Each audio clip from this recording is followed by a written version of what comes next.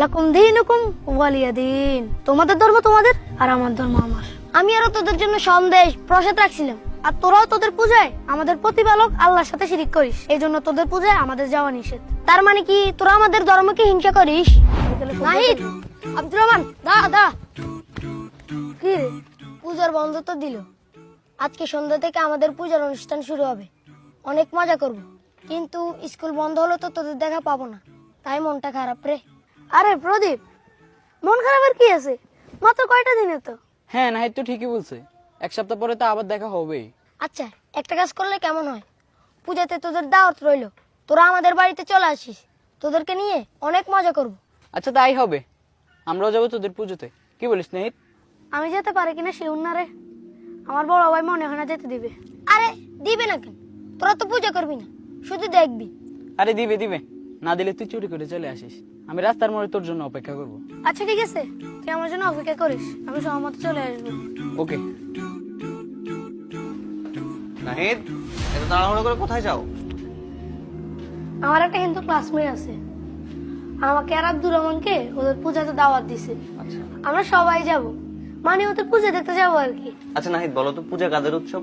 হিন্দুদের হিন্দুদের। মুসলমানদের উৎসব কি কি? ঈদুল ফিতর আর ঈদুল আজহা। তোমার হিন্দু বন্ধু কি কখনো আমাদের ঈদুল আজহা আসছিল? না। তাহলে তুমি কেন তাদের উৎসবে যাবা? আমরা আমাদের কোরবানিতে যে গরু জবাই করি তাকে তারা কি বলে ডাকে জানো? জি জানি, মা বলে ডাকে। ওরা জানে ওদের মাকে জবাই করা হচ্ছে, তাই ওরা কোরবানিতে আসে না। আর তুমি জানো না পূজাতে ওরা আল্লাহর সাথে শিরক করে? তাহলে তোমরা কেন সেখানে যাবা?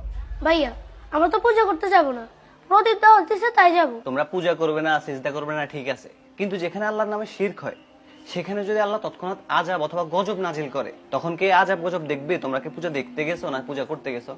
মনে যদি আল্লাহর আযাব অথবা গজবের ভয় না থাকে তাহলে পুজোতে যাও, নাইলে যেও না। না না ভাইয়া, কি বলে? আল্লাহর গজবে কেন থাকবো? আল্লাহর গজব কিভাবে সহ্য করবো? এবং সেখানে কিন্তু গান বাজনা হবে, যেটা ইসলামে কঠোরভাবে নিষেধ।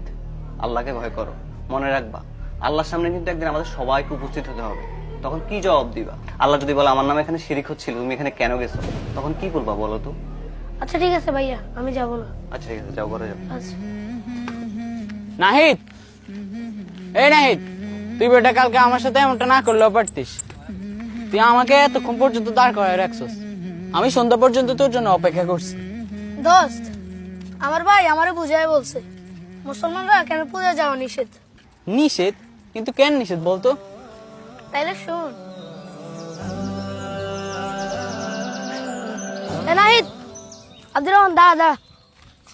কি রে, তোদেরকে এত করে বললাম পূজা আসতে, তোরা আসলি না কেন? প্রদীপ,